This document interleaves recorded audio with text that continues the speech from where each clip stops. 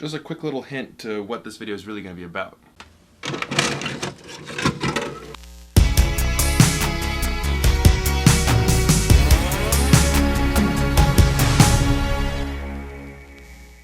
Hey guys, my name is Brandon, aka the Brando Critic, and if you look around and you're thinking, where the hell are we? This is my actual bedroom, and I decided, you know what? I'm going to try to take the filmmaking process of these videos in here. I just redecorated this place, and I thought, you know what? Let's try something new.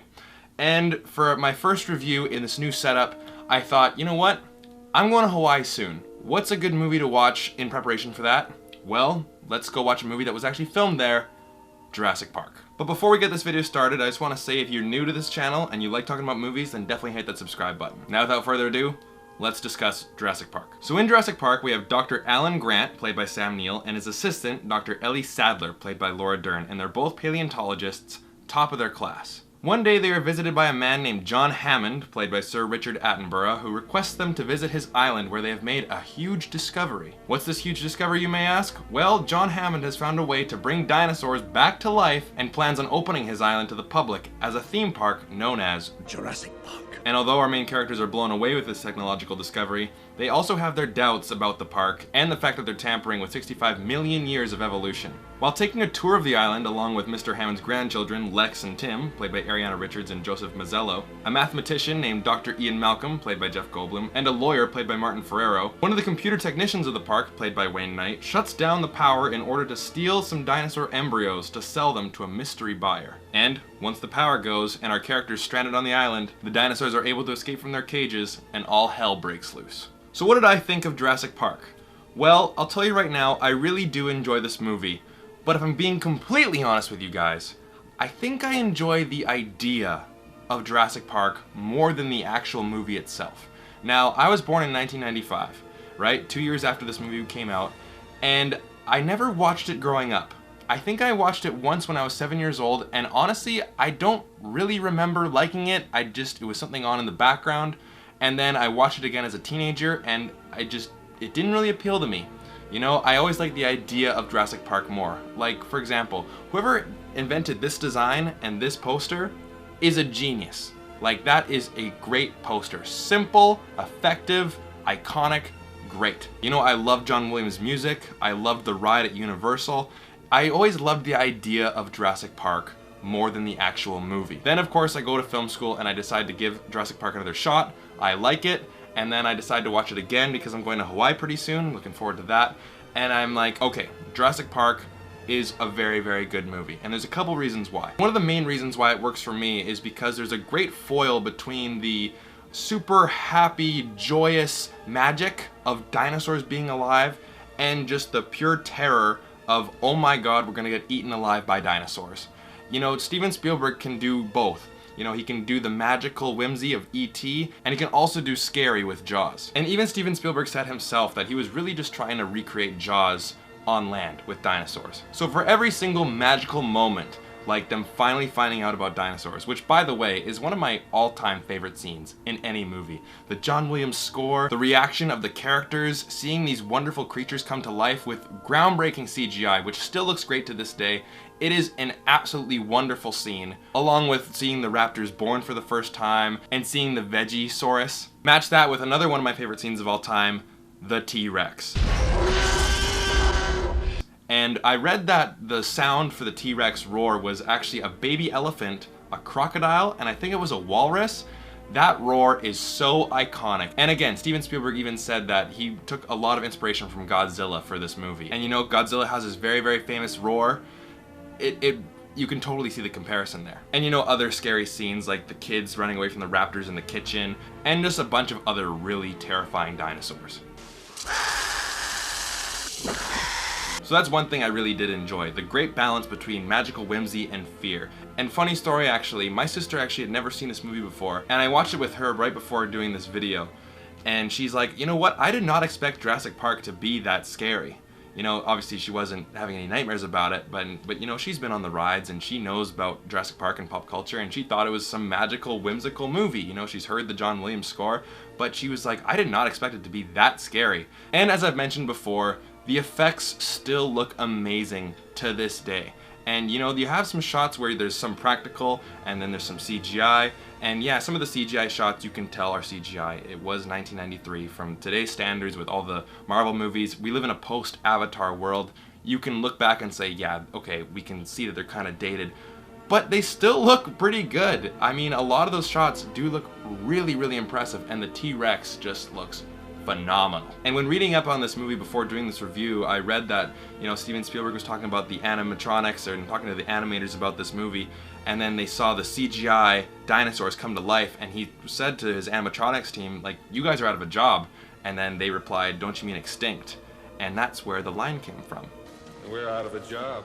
Don't you mean extinct?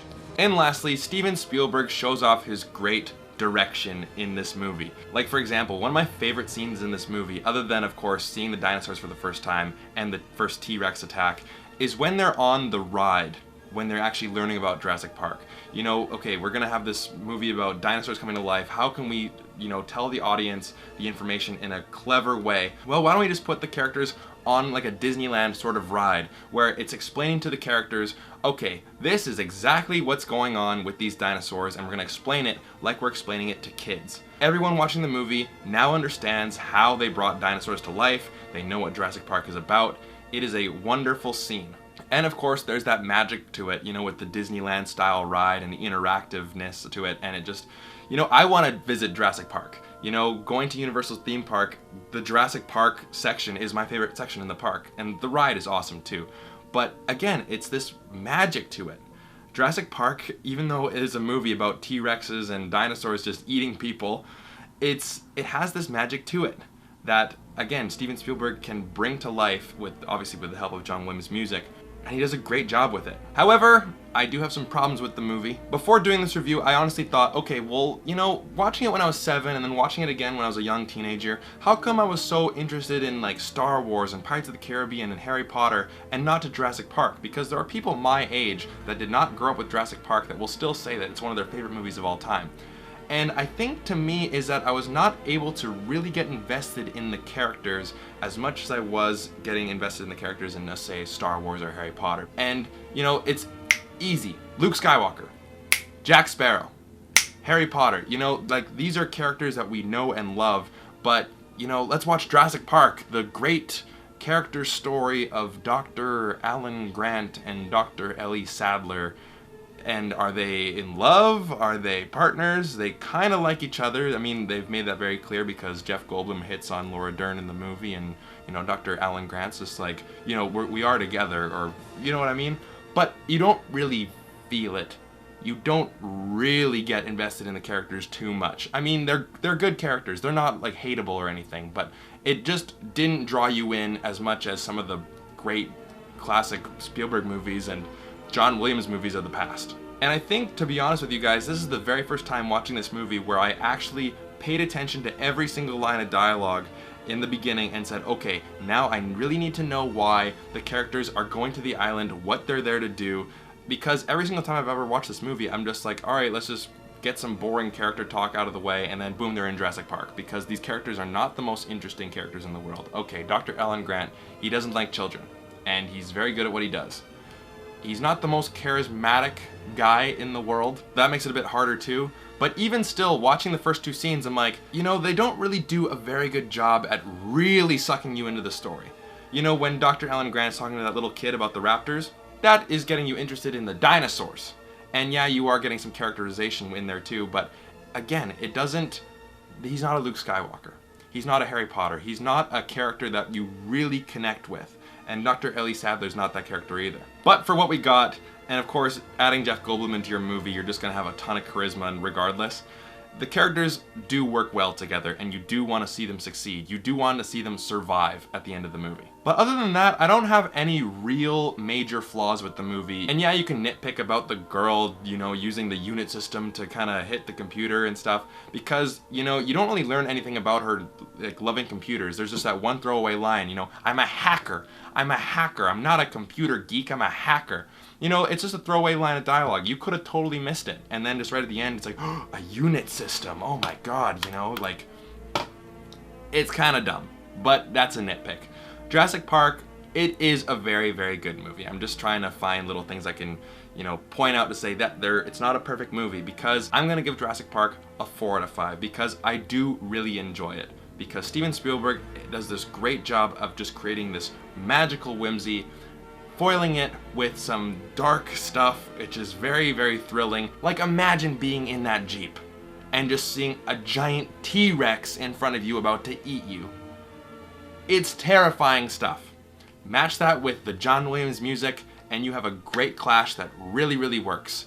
And the pop culture significance of it, you just gotta be a part of it. Like, hell, I even have the t-shirt because, I mean, this is just a great design. And Jurassic Park, it really is a great movie. So anyways, guys, tell me what you guys thought down in the comment section down below. Do you guys love Jurassic Park? Do you hate it? Also, do you want to see me review the sequels?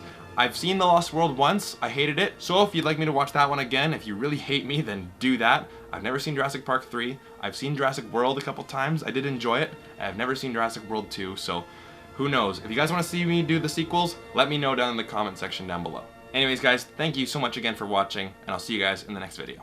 Take care.